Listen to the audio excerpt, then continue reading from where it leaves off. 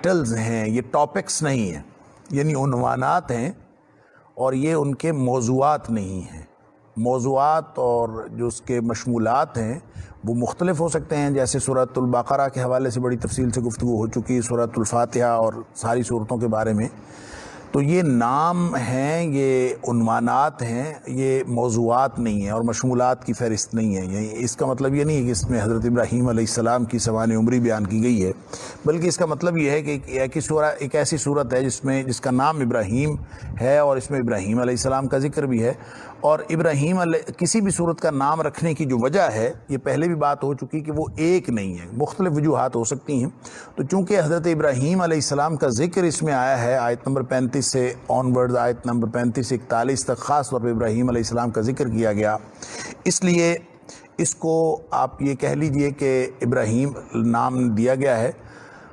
اور ایک بات جو سورہ ابراہیم رکھنے کی اور بھی جو وجہ سمجھ آتی ہے وہ یہ کہ ابراہیم علیہ السلام کا حوالہ یہاں پہ دیا گیا ہے کفار مکہ کو، اس لیے کہ کفار مکہ ابراہیم علیہ السلام کی ملت کی پیروی کا دعویٰ کرتے تھے، اس لیے ان کو حوالہ دیا گیا ہے ابراہیم علیہ السلام کی دعوت کا۔ اور یہ بھی وجہ تسمیہ ہو سکتی ہے، جو بنیادی حقیقتیں جو میں نے عرض کیا کہ دو بنیادی نکات اس پوری صورت کی مضمون کا جو بنیادی روح ہے، وہ ایک تو یہ ہے کہ تمام انبیاء اور رسول جو ہیں ان کی آپس میں وحدت ہے، وہ ایک ہی ہے۔ وحدت انبیاء اور رسول یہ ایک مرکزی نقطہ ہے، اور وہ دو اعتبار سے ہے، دعوت کے اعتبار سے بھی ہے اور کردار کے اعتبار سے بھی ہے۔ سارے انبیاء کی دعوت ایک تھی اور سارے انبیاء کا کردار بھی ایک جیسا تھا۔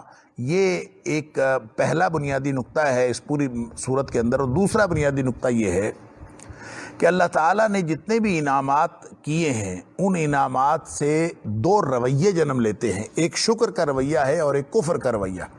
لہذا شکر اور کفر کے رویے میں جو کردار کی ایک کشمکش پیدا ہوتی ہے کہ ایک طرف شکر کا رویہ ہو اور ایک طرف کفر کا رویہ ہو، تو جو دو طرح کے کردار پیدا ہوتے ہیں، ان دو طرح کے کرداروں کی کشمکش کی تاریخ ہے اس میں۔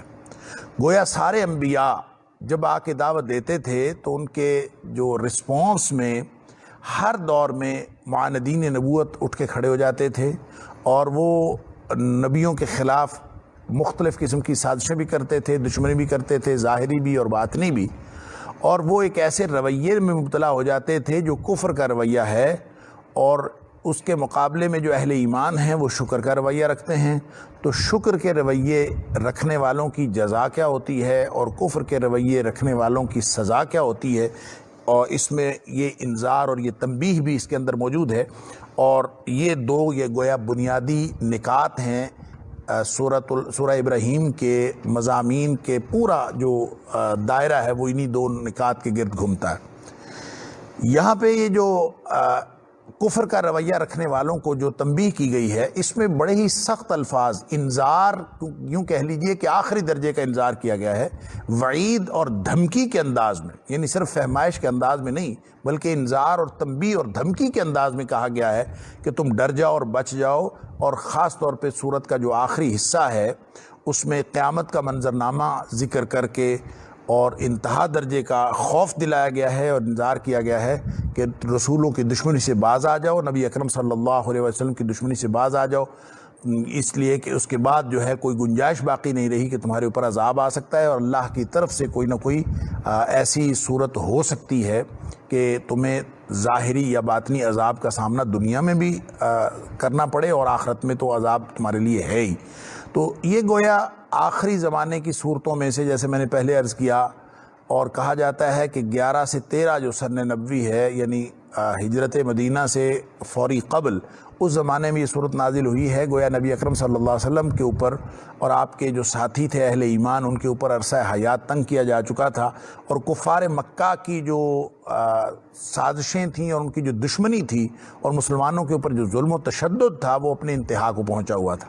تو اس دور میں یہ بتانا کہ سارے انبیاء جو ہیں ان کا بنیادی نقطہ دعوت بھی ایک تھا، اور جو ان کی یعنی توحید کی بنیاد پر جو انہوں نے دعوت دی ہے، اسی طرح ان کا کردار بھی ایک تھا، اور کردار کہ اسی طرح اس کردار کے مطابق جو سارے انبیاء کی وحدت کی عکاسی کرتا ہے، اسی کے مطابق اس کے اندر تنبیہ کی گئی ہے اور اس کو ایام اللہ کہا گیا ہے کہ اللہ تعالیٰ نے اس کو ایام اللہ کے ذریعے سے، جس کا ذکر آیت نمبر 5 کے اندر آئے گا اور وہاں پہ تفصیل سے بات ہوگی، ایام اللہ یعنی اللہ کے دن، یعنی جو واقعات ہیں گزشتہ قوموں کی تاریخی واقعات، ان کے ذریعے سے نصیحت کی گئی ہے۔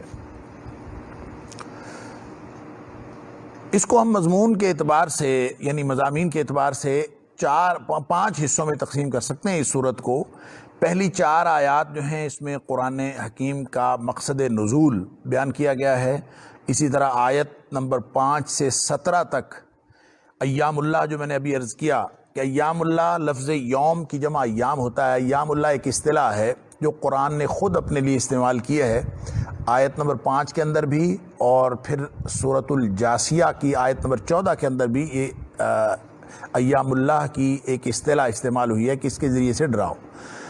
تو ایام اللہ بنیادی طور پر اس کا معنی بعض لوگوں نے نعمتیں بھی کی ہیں کہ اللہ کی نعمتوں کے ذریعے سے ڈراؤ، بعض نے اس کے عقوبتیں اور تکلیفیں جو سابقہ امتوں کو دی گئیں وہ بھی اس کا معنی کیا گیا ہے۔ تو بہرحال اس کی تفصیلات دیکھیں گے کہ اس میں کیا کیا معنی شامل ہیں۔ تو عمومی طور پر ایام اللہ سے مراد تاریخی ادوار ہیں جو گزر چکے ہیں اور تاریخ کے حوالے ہیں، سابقہ امتوں کے حالات کو ایام اللہ کہا گیا اور ان کے ذریعے سے تذکیر کی گئی ہے۔ اسی سے شاہ ولی اللہ نے پھر وہ اصطلاح پکڑی ہے تذکیر بایام اللہ اور تذکیر بآلاء اللہ، اللہ کی نعمتوں کے ذریعے سے تذکیر کرنا تذکیر بآلاء اللہ ہے، جو شاہ ولی اللہ نے قرآنی علوم کی 5 قسمیں کی ہیں کہ قرآن کی آیات جو ہیں 5 قسموں پر مشتمل ہیں، ان میں سے ایک قسم تذکیر بایام اللہ ہے اور ایک تذکیر بآلاء اللہ ہے۔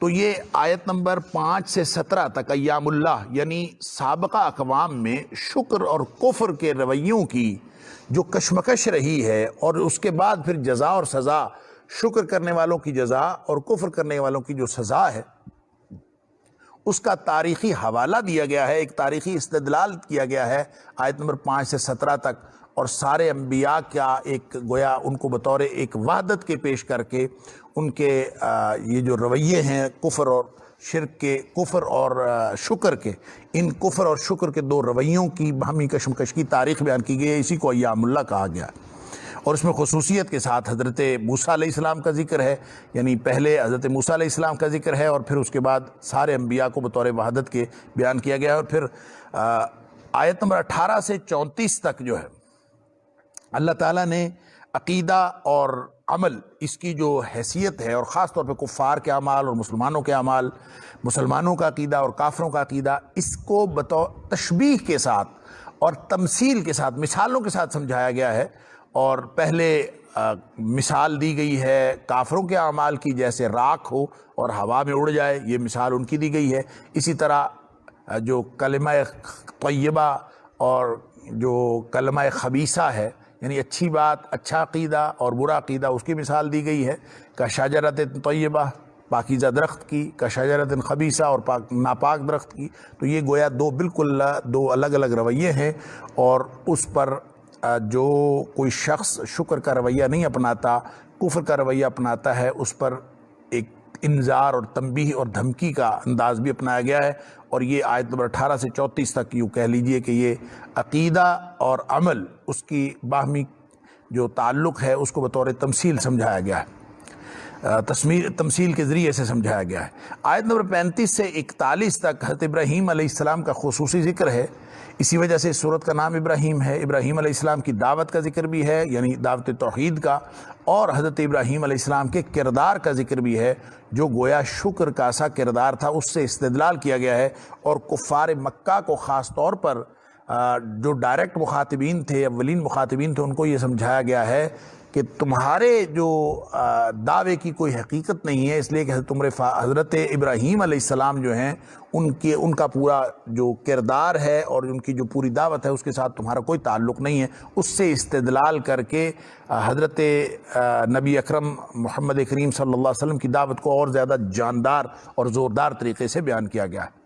آیت نمبر 42 سے 52 تک جو سورت کا آخری حصہ ہے، اس میں مناظر قیامت بیان کیے گئے ہیں اور اس کے ذریعے سے انذار کیا گیا ہے، یعنی انذار کا یہ جو انداز ہے قرآن میں جا بجا ہمیں نظر آتا ہے کہ قیامت کا منظرنامہ بیان کر کے اور خاص طور پہ عذابوں کا ذکر کر کے اور یہ ڈرایا جاتا ہے کہ تاکہ لوگ جو ہیں ان عذابوں سے بچنے کے لیے راہ راست پر آ جائیں، کفر کا رویہ چھوڑ دیں اور شکر کے رویے پر آ جائیں۔ تو یہی انداز یہاں پہ اختیار کیا گیا ہے انذار کا، جو آیت نمبر 42 سے 52 تک۔ یوں یہ 5 حصے ہیں، ان 5 حصوں میں ہم مضامین کے اعتبار سے ان کو تقسیم کر سکتے ہیں۔ بسم اللہ الرحمن الرحیم، الف لام را کتاب انزلناہ الیک لتخرج الناس من الظلمات الی النور باذن ربہم الی صراط العزیز الحمید۔ جیسا کہ ترجمہ پیش کیا جا چکا کہ اللہ کریم یہاں پہ تعارف کروا رہا ہے قرآن حکیم کا، اور ساتھ اس کا مقصد نزول بتا رہا ہے کہ اے حبیب صلی اللہ علیہ وسلم، آپ کی طرف میں کتاب نازل کی ہے تاکہ آپ لوگوں کو اندھیروں سے نکال کر نور کی طرف لے آئیں، اور بِإِذْنِ رَبِّهِمْ، ان کے رب کی توفیق سے، ان کے رب کے اذن سے، اجازت سے، ان کے رب کے حکم سے، اِلَى صِرَاطِ الْعَزِيزِ الْحَمِيدِ، اس راستے کی طرف جو تعریف کیے گئے اور زبردست غلبے والے رب کی طرف راستہ ہے۔ یہاں پہ 2-3 باتیں سمجھ لیجئے۔ ویسے تو بڑا عمومی سا بیان ہے کہ اللہ تعالیٰ قرآن میں اور بھی مقامات پر اندھیروں سے نکال کر روشنی کی طرف لانے کی بات کرتا ہے۔ قرآن کا مقصد نزول بھی یہی ہے، نبی اکرم صلی اللہ علیہ وسلم کا مقصد بعثت بھی یہی ہے۔ جیسے سورۃ الحدید کی آیت نمبر 9 کے اندر فرمایا، هو الذی ينزل علی عبدہ آیات بینات، وہی ذات ہے جو نازل کرتی ہے اپنے بندے پر آیات کھلی روشن دلائل، لیخرجکم من الظلمات الی النور، تاکہ وہ تمہیں نکالے اندھیروں سے روشنی کی طرف۔ اور پھر سورہ بقرہ میں فرمایا آیت نمبر 257 کے اندر، اللہ ولی الذین آمنوا یخرجهم من الظلمات الی النور، اللہ جو ہے اہل ایمان کا ولی ہے، کارساز ہے، دوست ہے، وہ ان کو اندھیروں سے نکال کر روشنی کی طرف لاتا ہے۔ لیکن یہ اندھیرے کیا ہیں اور روشنی کیا ہے؟ اندھیروں سے روشنی کی طرف، روشنی واحد ہے اور اندھیرے یہ جمع ہے۔ تو یہ بات سورہ بقرہ میں جب ہم نے پڑھی تھی تب بھی یہ بات تفصیل سے ذکر ہوئی کہ اندھیرے گمراہی کے کئی روپ ہو سکتے ہیں، اور حق ایک ہے، حق کا راستہ ایک ہے، صراط مستقیم ایک ہے، لیکن اندھیرے گمراہیاں ان کے کئی روپ ہو سکتے ہیں، اس لیے ان کو جمع بیان کیا گیا ہے۔ اور ایک بات یہاں پہ جو اس نقطے کی طرف بھی توجہ جانی چاہیے، وہ یہ کہ اللہ کریم تعارف کتاب کا کروا رہا ہے، خطاب نبی اکرم صلی اللہ علیہ وسلم کو ہے، بتانا یہ مقصود ہے کہ کتاب بغیر صاحب کتاب کے کبھی نازل نہیں ہوئی۔ یعنی یہ تو ہوا کہ ایسے نبی آئے جن کے اوپر کوئی کتاب نازل نہیں ہوئی، لیکن ایسا کبھی نہیں ہوا کہ کبھی کوئی کتاب آئی ہو اور صاحب کتاب یعنی نبی اور رسول وہ موجود نہ ہو جس کے اوپر وہ نازل ہوئی۔ لہذا اللہ تعالیٰ فرماتا ہے کتاب انزلناہ الیک، اے حبیب صلی اللہ علیہ وسلم یہ کتاب ہم نے آپ کی طرف نازل کی ہے۔ اب اس سے لتخرج الناس من الظلمات الی النور، اب یہ حالانکہ یہ صفت کتاب کی ہے کہ وہ اندھیروں سے نکال کر وہ روشنی کی طرف لائے، یہ صفت یعنی کتاب ہدایت ہے، ھدی للناس اور ھدی للمتقین، ھدی للناس وبینات من الھدی والفرقان، یہ قرآن ہدایت ہے، یہ مقصد یعنی قرآن کتاب ہدایت ہے، لیکن اس کا مقصد ہدایت، اس کا مقصد نزول وہ حاصل ہوتا ہے نبی اکرم صلی اللہ علیہ وسلم کے ذریعے سے۔ اگر نبی اکرم صلی اللہ علیہ وسلم کا حوالہ درمیان میں سے مائنس کر دیا جائے تو اس قرآن کی افادیت ختم ہو جائے گی، اس قرآن کا سرے سے کوئی فائدہ نہیں ہے، اس لیے کہ قرآن ہمارے تک پہنچتا ہی نبی اکرم صلی اللہ علیہ وسلم کے ذریعے سے ہے، اور کبھی کوئی ایسی پوزیشن یا ایسی سچویشن یا ایسی حالت نہیں ہے جب صاحب قرآن کا حوالہ نکال کے ہم قرآن سے سمجھ سکیں، اس لیے کہ قرآن نبی اکرم صلی اللہ علیہ وسلم پر نازل ہوا ہے۔ یہ کہیں مکے کی سرزمین پر کتاب رکھ نہیں دی گئی تھی، یہ کہیں ڈائریکٹ انسانوں کو نہیں ملی، یہ نبی اکرم صلی اللہ علیہ وسلم کے قلب اطہر پر نازل ہوا ہے۔ وَإِنَّهُ لَتَنزِيلُ مِن رَبِّ الْعَالَمِينَ، یہ تمہارے رب کی طرف سے یہ نازل کیا گیا ہے، لیکن کس کے اوپر؟ نازل بہ الروح الامین، اس کو روح امین یعنی جو جبریل امین لے کے آئے ہیں، علی قلبک لتکون من المنذرین، آپ کے دل پر نازل کیا گیا ہے، آپ کے قلب اطہر پر ہے حبیب صلی اللہ علیہ وسلم۔ تو گویا نبی اکرم صلی اللہ علیہ وسلم جو ہیں وہ وحی کا محل جو ہے، جو وحی کا محبت ہیں، جو وحی کے نزول کی جگہ ہے، وہ نبی اکرم صلی اللہ علیہ وسلم کا قلب اطہر ہے۔ جب قلب اطہر نبی اکرم صلی اللہ علیہ وسلم کا دل وہ وہاں قرآن نازل ہوا ہے، تو اس کا مطلب ہے اب قرآن کے مفاہیم کا مدار بھی نبی اکرم صلی اللہ علیہ وسلم کی ذات اقدس، اس کے علاوہ آپ اس کا کوئی مفہوم نہیں سمجھ سکتے۔ اگر کوئی شخص لغت کی مدد سے قرآن کو سمجھنے کی کوشش کرے گا، محض لغت کی وجہ سے یعنی محض لغت کے ذریعے سے اور لغت کی بنیاد پر اس کو سمجھنے کی کوشش کرے گا، وہ کبھی اس کے درست مفہوم تک نہیں پہنچ سکتا جب تک نبی اکرم صلی اللہ علیہ وسلم کا بتایا ہوا سمجھایا ہوا مفہوم اس کو سامنے نہ رکھا جائے۔ اس لیے فرمایا کہ کتاب انزلناہ الیک لتخرج الناس من الظلمات الی النور، اے حبیب صلی اللہ علیہ وسلم یہ کتاب ہم نے آپ کی طرف نازل کی ہے تاکہ آپ لوگوں کو اندھیروں سے نکال کر روشنی کی طرف لے جائیں۔ اب یہ وہی بات ہے جو اللہ کریم نے سورۃ النحل کے اندر فرمائی وَأَنزَلْنَا إِلَيْكَ الذِّكْرَ لِتُبَيِّنَ لِلنَّاسِ مَا نُزِّلَ إِلَيْهِمْ، اے حبیب صلی اللہ علیہ وسلم یہ ذکر ہم نے آپ کی طرف نازل کیا ہے اور یہ آپ کی ڈیوٹی ہے لِتُبَيِّنَ لِلنَّاسِ مَا نُزِّلَ إِلَيْهِمْ، آپ لوگوں کو بتائیں گے کہ ان کی طرف کیا نازل ہوا ہے۔ گویا وہ مفہوم قرآن کا درست ہوگا جو نبی اکرم صلی اللہ علیہ وسلم نے صحابہ کرام کو سکھایا اور صحابہ کرام نے آگے پہنچایا۔ تو یہ اندھیروں سے نکلنے کا راستہ تو وہی ہے جو نبی اکرم صلی اللہ علیہ وسلم نے بتایا۔ اگر نبی اکرم صلی اللہ علیہ وسلم کے بتائے ہوئے راستے کو چھوڑ دیا جائے تو انسان کبھی اندھیروں سے باہر نہیں نکل سکتا، وہ ہمیشہ اندھیروں میں ٹامک ٹوئیاں تو مارتا رہے گا، اور وہ کبھی اندھیرے کو، گمراہی کو ہدایت سمجھتا رہے، یہ اور بات ہے۔ اس کی سمجھ کے اندر فرق آ جائے، یہ اور بات ہے۔ اس کی فطرت جو فطرت سلیمہ ہے وہ ڈیمیج ہو جائے اور وہ گمراہی کو ہدایت کا نام دے دے تو یہ اور بات ہے۔ لیکن یہ نہیں ہو سکتا کہ کوئی شخص نبی اکرم صلی اللہ علیہ وسلم کو چھوڑ کر آپ کی ذات اقدس کے ساتھ جڑے بغیر اندھیروں سے نکل کر روشنی کی طرف آ جائے، یہ ممکن نہیں ہے۔ یہ حقیقت بیان کی گئی ہے اس آیت میں بھی اور دیگر آیات میں بھی جو میں نے آپ کو حوالہ دیا کہ سورۃ الحدید کی آیت نمبر 9 میں بھی اور سورۃ البقرہ کی آیت نمبر 257 میں بھی۔ پھر یہاں ایک اور بات کی گئی ہے بِإِذْنِ رَبِّهِمْ۔ بِإِذْنِ رَبِّهِمْ کا مطلب یہ ہے کہ رب کی توفیق سے، رب کے اذن سے، رب کی اجازت سے۔ گویا ہدایت کا ماڈل تو نبی اکرم صلی اللہ علیہ وسلم، ہدایت کا ذریعہ تو نبی اکرم صلی اللہ علیہ وسلم ہے، لیکن ہدایت کا اختیار نبی کریم صلی اللہ علیہ وسلم کے پاس نہیں ہے۔ ہدایت کا اختیار اللہ کریم کے پاس ہے۔ اب نبی اکرم صلی اللہ علیہ وسلم، ہدایت ہوگی تو وہی جو نبی کریم صلی اللہ علیہ وسلم بتائیں گے۔ ہدایت کا ماڈل بھی وہی ہوگا، طریقہ کار بھی وہی ہوگا، اس پر چلنے کا انداز وہی ہوگا، اس کی نفسیات وہی ہوں گی، اس کی حکمت وہ ہوگی، اس کا نظریہ وہ ہوگا، اور اس کے عمل کی ساری نوعیت وہی ہوگی جو نبی اکرم صلی اللہ علیہ وسلم بتائیں گے۔ لیکن یہ نبی اکرم صلی اللہ علیہ وسلم کے پاس یا داعی کوئی بھی ہو، اور داعی نبی ہو، نبیوں کا سردار ہو، سرور کائنات ہو، اللہ کے بعد کائنات کی سب سے بزرگ ہستی نبی اکرم صلی اللہ علیہ وسلم ہوں، تو بھی وہ کسی کو ہدایت دینے کا اختیار نہیں رکھتے۔ اختیار کس کا ہے؟ بِإِذْنِ رَبِّهِمْ، اختیار اللہ کا ہے، ان کے رب کے حکم سے، سبحان اللہ، اس کی اجازت سے، اس کی توفیق سے، اس کے بغیر ممکن نہیں۔ جیسے فرمایا کہ اِنَّكَ لَا تَهْدِي مَنْ أَحْبَبْتَ، اے حبیب صلی اللہ علیہ وسلم آپ جس کو آپ پسند کرتے ہیں آپ اس کو ہدایت نہیں دے سکتے، وَلَكِنَّ اللَّهَ يَهْدِي مَن يَشَاءُ، اللہ جس کو چاہتا ہے ہدایت دیتا ہے، آپ اپنی مرضی سے ہدایت نہیں دے سکتے۔ تو لہٰذا یہ بات یہاں بھی خصوصیت کے ساتھ بِإِذْنِ رَبِّهِمْ کا جو اضافہ ہے یہ بتاتا ہے کہ اندھیروں سے نکال کر روشنی کی طرف لانا، اس کے لیے ہادی اور رہنما تو نبی اکرم صلی اللہ علیہ وسلم ہے، ماڈل تو وہی ہے، آئیڈیل تو وہی ہے، لیکن اختیار ان کا نہیں ہے۔ وہ تو صرف ہدایت کی طرف بلاتے ہیں، ہدایت کا ماڈل دکھاتے ہیں، وہ بندگی رب کی طرف دعوت دیتے ہیں۔ اب ہدایت دینا یہ اللہ کا کام ہے، یہ نبی اکرم صلی اللہ علیہ وسلم کی امت کے ساتھ خیرخواہی ہے، نبی کریم صلی اللہ علیہ وسلم کی انسانیت کے ساتھ محبت ہے کہ نبی اکرم صلی اللہ علیہ وسلم ہر وقت اس فکر میں رہتے تھے کہ لوگ جہنم سے بچ کر جنت میں جانے والے بن جائیں۔ لہٰذا قرآن آپ کی کیفیت بیان کرتا ہے فَلَعَلَّكَ بَاخِعٌ نَفْسَكَ عَلَىٰ آثَارِهِمْ إِن لَّمْ يُؤْمِنُوا بِهَٰذَا الْحَدِيثِ أَسَفًا، آپ تو ان کے اس افسوس میں کہ یہ لوگ قرآن پر ایمان کیوں نہیں رکھتے، آپ اس افسوس میں گویا اپنے آپ کو ہلاک کر بیٹھیں گے۔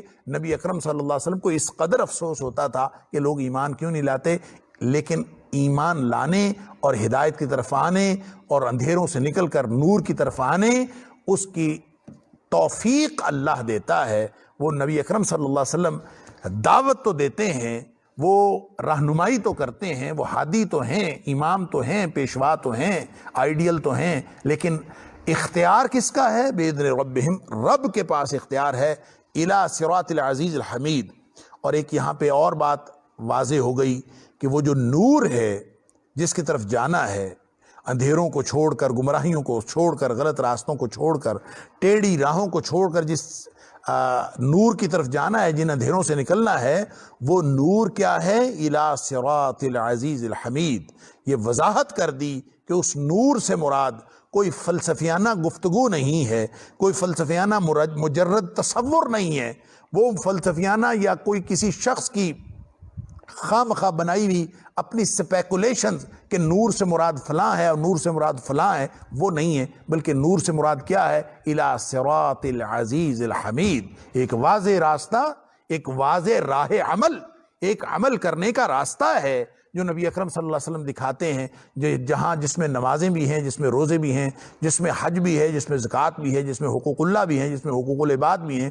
وہ پورا دین جو عملی دین ہے، ایک عملی ضابطہ ہے، جس کو صراط مستقیم کہا گیا، جس کو صراط العزیز الحمید کہا گیا، جس کو ہدایت کہا گیا، جس کو ہدی للمتقین کہا گیا، یہ وہی ہدایت دکھانے کے لیے نبی اکرم صلی اللہ علیہ وسلم نے جو ضابطۂ عمل دیا ہے، اسی کو نور کہا گیا ہے۔ یہ بات وضاحت کے ساتھ اللہ کریم نے فرما دی، الی النور من الظلمات الی النور، اندھیروں سے نکالے نور کی طرف، باذن ربہم،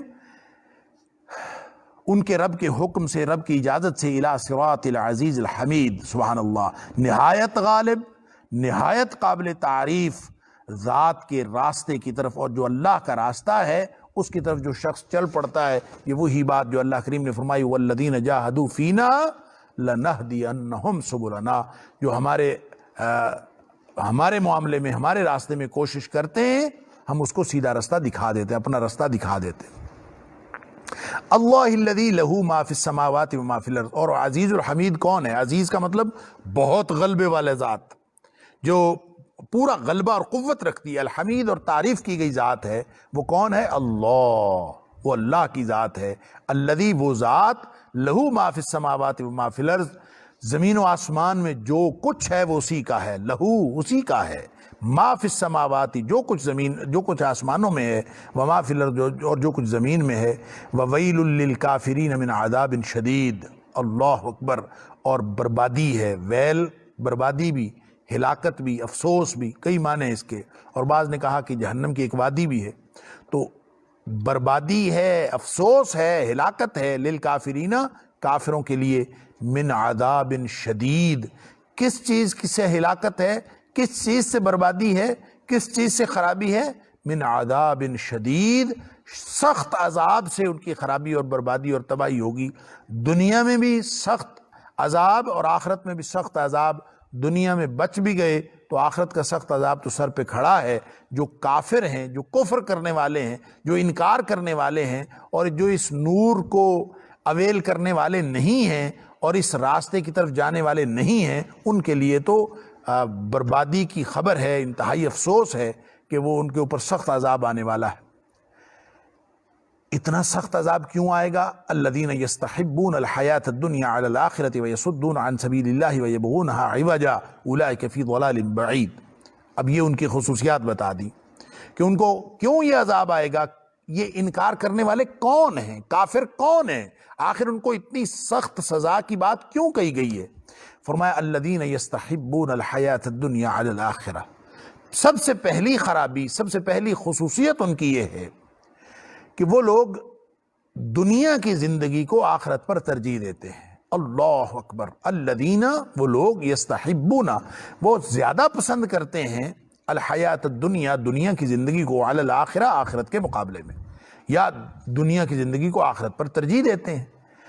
آخرت ترجیح نہیں ہے، دنیا ترجیح ہے۔ دنیا کھانی ہے، دنیا کمانی ہے، دنیا کرنی ہے، اسی کا لیونگ سٹینڈرڈ، معیار زندگی بلند کرنا ہے، اور بس اسی میں پوری زندگی کھپائے جا رہے ہیں۔ اللہ اکبر۔ کافر اور مومن کا یہی تو فرق۔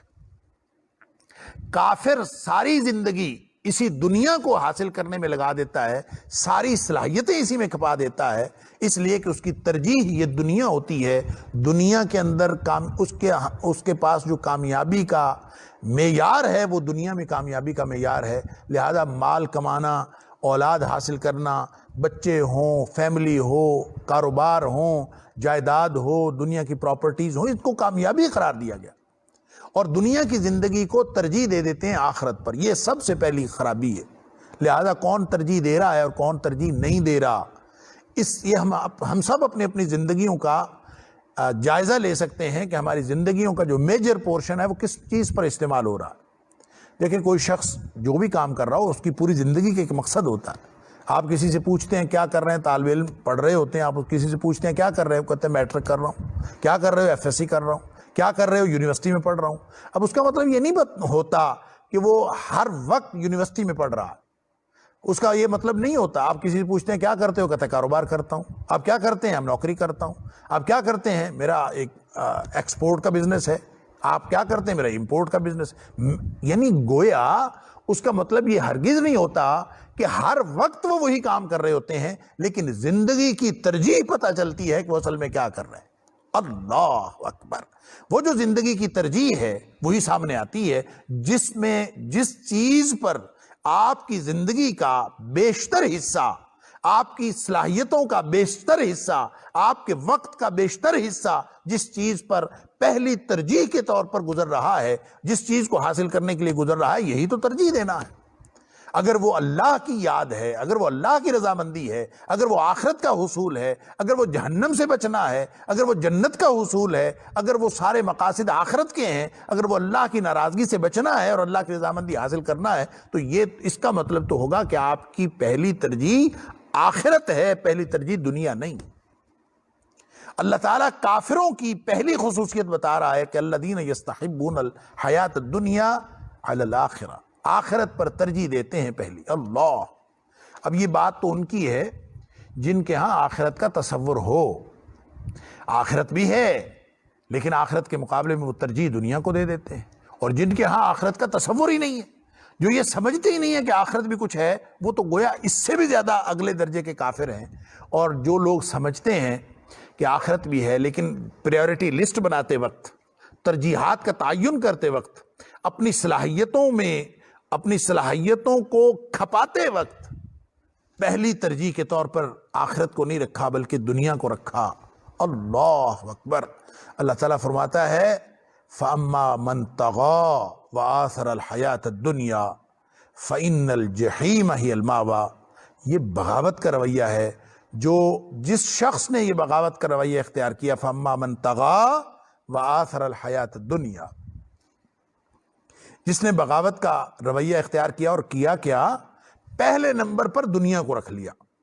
آثر الحیات الدنیا، بس دنیا حاصل ہو جائے، دنیا کو ترجیح دے دی، آخرت کو ترجیح نہیں دی، دنیا کو ترجیح دی۔ آخرت کا نقصان ہوتا ہے ہو جائے، دنیا کا نہیں ہونا چاہیے، یہ ہے ترجیح۔ فرمایا فَإِنَّ الْجَحِيمَ هِيَ الْمَأْوَىٰ، اس کا ٹھکانہ جہنم کے علاوہ اور کوئی نہیں ہو سکتا۔ اللہ اکبر! لہذا یہ بڑی ہی خوفناک وہ خصوصیت ہے کفار کی جو اللہ کریم نے بیان کر دی۔ اگر یہ کسی مسلمان میں ہو تو یقیناً اس کا مطلب ہے وہ اسلامی زندگی نہیں گزار رہا، وہ کافرانہ زندگی گزار رہا، اس کی زندگی مومنانہ نہیں ہے، اس کی زندگی پھر کافرانہ ہے۔ اگر یہی خصوصیت اہل ایمان کی زندگی میں بھی ہو کہ الذین یستحبون الحیات الدنیا علی الآخرہ، کہ وہ دنیا کی زندگی کو پسند کرتے ہیں آخرت کے مقابلے میں، یا دنیا کی زندگی کو ترجیح دیتے ہیں آخرت کے مقابلے میں۔ اور دوسری خصوصیت بتائی وَیصُدُّونَ عن سبیل اللہ، وہ اپنے قول سے، اپنے عمل سے، اپنے فکر سے، اپنے کردار سے، اپنے زبان حال سے یا زبان قال سے وہ لوگوں کو اللہ کے راستے سے روکتے ہیں۔ وَيَصُدُّونَ، اور وہ روکتے ہیں عن سبیل اللہ، اللہ کے راستے سے۔ وَيَبْغُونَهَا عِوَجًا، اور اس کی ٹیڑھ چاہتے ہیں، کجی چاہتے ہیں۔ اللہ اکبر! ایک تو دنیا کی زندگی کو ترجیح دینا، دوسرا اللہ کے راستے سے روکنا، اور تیسرا یبغونها عوجا، اللہ کے راستے کے اندر کوئی نہ کوئی ٹیڑھ چاہنا، کجی چاہنا۔ اب یہ یصدون عن سبیل اللہ اور ویبغونها عوجا سے کیا مراد ہے عملی طور پر؟ دیکھیں، اللہ کے راستے سے روکنے کا مطلب یہ ہے کہ آپ، جیسے میں نے پہلے عرض کیا کہ آپ کی فکر سے، آپ کی زبان سے، آپ کے زبان قال یا زبان حال سے یا آپ کے کردار سے اگر کوئی شخص اللہ سے غافل ہو کر اور آخرت سے غافل ہو کر وہ دنیا میں مشغول ہو رہا ہے، اور اللہ سے غافل ہو کر وہ خواہشات نفس کی تکمیل میں مشغول ہو رہا ہے اور اس میں ذریعہ آپ بن رہے ہیں، تو اس کا مطلب یہ ہے کہ آپ اللہ کے راستے سے روک رہے ہیں۔ اللہ اکبر۔ اب ہر شخص جو ہے وہ انسپائر تو کرتا ہے کسی کو، ماں باپ جو ہیں اپنے بچوں کو انسپائر کر رہے ہوتے ہیں، اور استاد اپنے